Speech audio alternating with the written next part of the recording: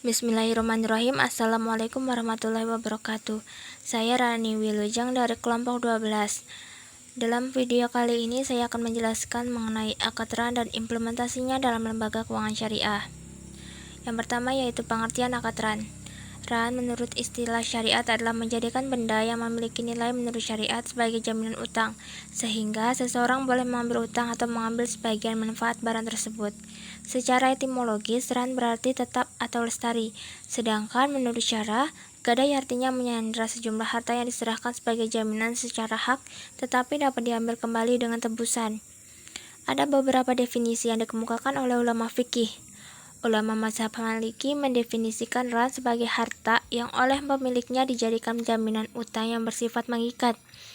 Ulama mazhab Hanafi mendefinisikan RAN dengan menjadikan sesuatu barang sebagai jaminan terhadap hak piutang yang mungkin dijadikan sebagai pembayar hak piutang tersebut, baik seluruhnya maupun sebagian. Sedangkan ulama mazhab Syafi'i dan mazhab Hanbali mendefinisikan RAN dalam arti akad, yaitu menjadikan materi barang sebagai jaminan utang yang dapat dijadikan pembayar utang apabila orang yang berhutang tidak bisa membayar hutang itu. Dari definisi yang dikemukakan oleh ulama-ulama fikih tadi, ada beberapa persamaannya, yaitu menukarkan suatu benda dengan uang. Tetapi ada juga perbedaannya. Bagi umat Islam, uang tersebut adalah pinjaman dan barang yang diterima adalah sebagai tanggungan. Yang selanjutnya yaitu dasar hukum akad RAN. Pada dasarnya, gadai menurut Islam hukumnya adalah boleh, jaiz, seperti yang tercantum dalam Al-Quran dan Al-Sunnah, serta terdapat pula dalam fatwa DSN MUI. Yang pertama itu Al-Quran. Dalil kebolehan gadai seperti yang tercantum dalam Al-Quran surah Al-Baqarah ayat 283 yang artinya sebagai berikut. Jika kamu dalam perjalanan dan bermuamalah tidak secara tunai, sedang kamu tidak memperoleh seseorang penulis, maka hendaklah ada barang tanggungan yang dipegang oleh yang berpiutang. Akan tetapi, jika sebagian kamu mempercayai sebagian yang lain, maka hendaklah yang dipercaya itu menunaikan amanatnya utang dan hendaklah ia bertakwa kepada Allah Subhanahu wa Ta'ala. Di dalam ayat Al-Quran tersebut, secara eksplisit Allah Subhanahu wa Ta'ala menyebutkan barang tanggungan yang dipegang oleh orang yang berpiutang dalam dunia finansial. Barang tanggungan biasa dikenal sebagai jaminan atau objek pegadaian. Al-Hadis yang berbunyi artinya dari Aisyah radhiyallahu anha bahwa Rasulullah Shallallahu alaihi wasallam pernah membeli bahan makanan dari seorang Yahudi dan beliau menggadaikan baju perang dari besi. Hadis riwayat Bukhari. Dari hadis tersebut dapat dibuat sebuah ulasan bahwa bermuamalah dibenarkan juga kepada non-muslim dan harus ada jaminan sebagai pegangan, sehingga tidak ada kekhawatiran bagi yang memberikan piutang. Selanjutnya, rukun dan syarat akad RAN. Rukun akad RAN. Dalam menjalankan pegadaian syariah, pegadaian harus memenuhi rukun gadai syariah. Rukun gadai tersebut antara lain, yang pertama ar-rahin, yang menggadaikan orang yang telah dewasa, berakal, bisa dipercaya dan memiliki barang yang akan digadaikan. Yang kedua, al-murtahin, orang yang menerima gadai. Orang, bank atau lembaga yang dipercaya rahin untuk mendapatkan modal dengan jaminan barang atau gadai tadi. Yang ketiga, al-marhun atau RAN, barang yang digadaikan, barang yang digunakan rahin untuk dijadikan jaminan dalam mendapatkan hutang.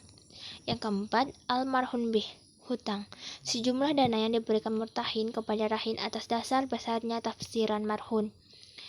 Dan yang terakhir yaitu sigat, ijab dan qabul, kesepakatan antara rahin dan murtahin dalam melakukan transaksi gadai. Yang kedua, syarat akad RAN. A. Rahin dan murtahin.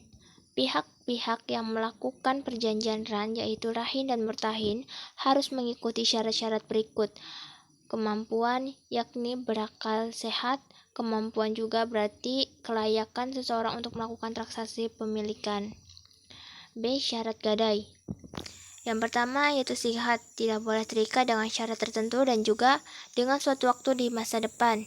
Yang kedua RAN, mempunyai sisi pelepasan barang dan pemberian hutang seperti halnya akad jual beli, maka tidak boleh diikat dengan syarat tertentu atau dengan suatu waktu di masa depan. C. Marhun bih, hutang. Yang pertama harus merupakan hak yang wajib diberikan atau diserahkan kepada pemiliknya. D. Marhun, barang. Aturan pokok dalam mazhab Maliki tentang masalah ini ialah bahwa gadai itu dapat dilakukan pada semua macam harga pada semua macam jual beli. Pada jual beli mata uang, syarf, dan pokok modal pada salam yang berkaitan dengan tanggungan. Demikian itu karena pada syarf diisyaratkan tunai, yakni kedua belah pihak saling menerima.